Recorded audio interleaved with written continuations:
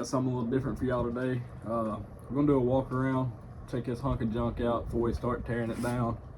I've done a couple of little test spots. We're gonna strip all these plastic or all these racks down, all the arms, repowder, you know, just general maintenance before the 25 big season gets here. So we got a 2025 Rubicon 520. Bought her new off the showroom floor and kind of been putting a little bit of work into it here and there as we go. Started off with this purple. I'm just not really liking it anymore, so we're gonna swap it up a little bit. Got a couple of test spots from where we've been trying to figure out exactly how we're gonna do it. Yes, I know we could have took it somewhere and got it sandblasted or what else, but I'm not really looking into doing all that. We're gonna do it ourselves, save a little bit of money. We're running JVC's bracket kit for the portals, 6-inch GDPs. Still running stock axles so far. Been on a few rides with them. They're holding up good. You can see that brake line. We're not running front brakes just yet. Got to get the P5 calipers. Let's see what the miles are looking like on this bike nowadays. That would be pretty low still.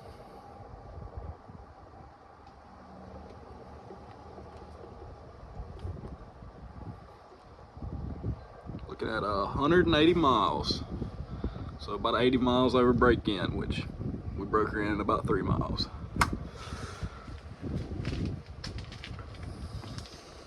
And here's the reason we don't run front brakes, or why it's not really a problem. We got that rear disc, so not having to worry about rear brakes like most, you know, your older Hondas have your rear drum brakes, and they're just garbage.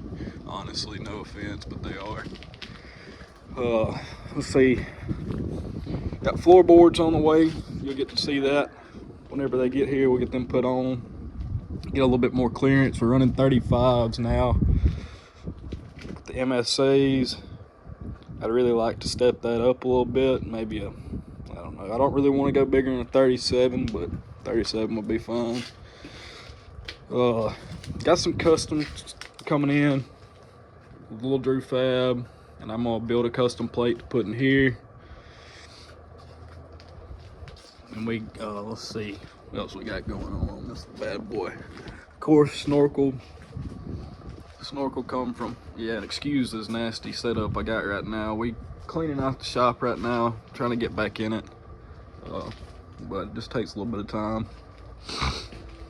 This is why we're going with floorboards, as you can tell.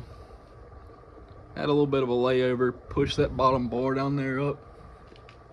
So instead of just fixing that bar, we're just ordering. It needed steps anyway, so we're just gonna put some new steps on it. About to get rid of all of this. All that wiring's about to go. We're gonna rerun everything, run a custom amp box for all our speakers. And for our underglows, get us a nice Drew Fab little switch panel to go with it.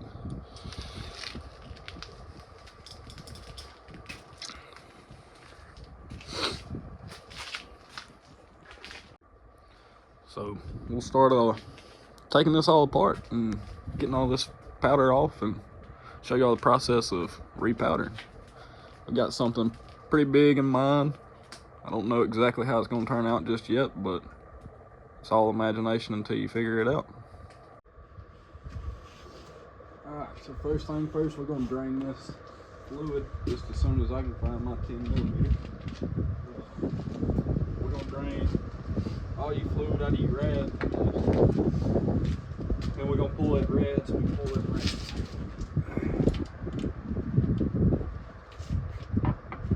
Ain't nothing to it, just a little bolt right here. You unscrew it a little bit, it'll start leaking, and then you just want to pull it all the way out and it'll leak all that fluid out.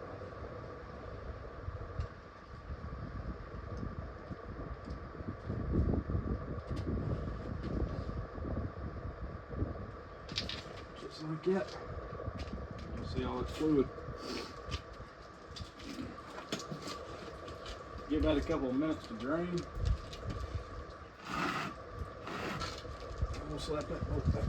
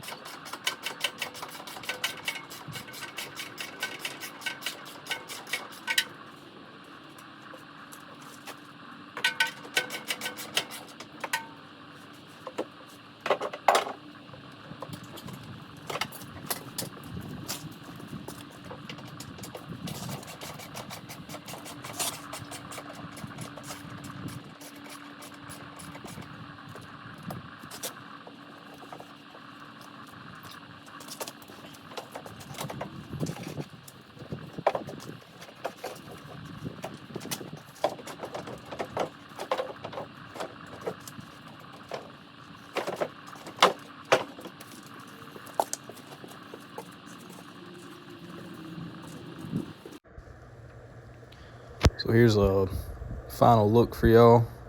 Just what it's gonna look like after you get them racks off. I'm gonna put them to the side, and when we come back, I'll show y'all how I'm gonna get all that powder coat off.